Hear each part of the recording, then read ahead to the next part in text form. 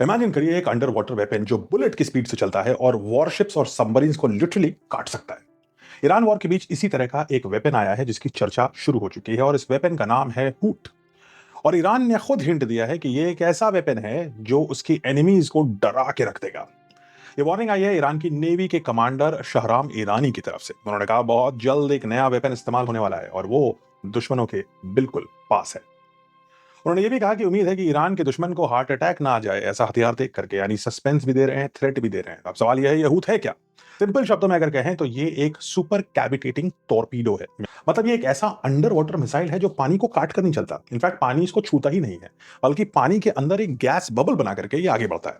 जो normal torpedoes होती हैं उनकी स्पीड होती है 60 से 100 किलोमीटर प्रति घंटा, लेकिन ईरान अब क्लेम कर रहा है कि उसकी जो हुड टॉर्पीडो है उसकी स्पीड 360 किलोमीटर प्रति घंटा से भी ज्यादा हो सकती है, यानी एक नॉर्मल टॉर्पीडो से 4 गुना तेज चलेगा।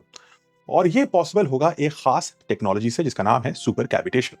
इस टेक्नोलॉजी में ईरान अपनी टॉर्पीडो के आसपास एक गैस बबल क्रिएट कर देगा, जिससे वाटर रेजिस्टेंस ड्रामेटिकली कम हो जाएगा, क्योंकि हवा का रेजिस्टेंस कम होता है पानी के मुताबिक। यानी ओशन खुद एक हाई स्पीड टनल बन जाएगा हवा का, जिसमें टॉर्पीडो मूव करेगी और टॉर्पीडो लगभग रॉकेट की स्पीड से आगे बढ़ेगी। इसमें 200 किलोग्राम से ज्यादा एक्सप्लोसिव वॉरहेड हो सकता है, यानी अगर एक भी हिट करे तो इंपैक्ट सीरियस और कैटास्ट्रॉफिक हो सकता है। लेकिन हर पावरफुल टेक्नोलॉजी की लिमिटेशन होती है और हूट की भी सबसे बड़ी लिमिटेशन है उसकी रेंज।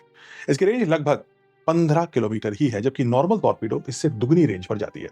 यानी स्पीड के बदले रेंज का सैक्रिफाइस दिया गया है। अब सबसे बड़ा सवाल यह है कि क्या यह किसी यूएस के बड़े एयरक्राफ्ट कैरियर को सिंक कर सकता है? थ्योरी में अगर हिट डायरेक्ट हो तो सीरियस डैमेज पॉसिबल है, लेकिन रियलिटी काफी अलग होगी। यूएस कैरियर्स जैसे USS Ibrahim Lincoln heavily armoured होते हैं और डबल और ट्रिपल लेयर की हल प्रोटेक्शन होती है।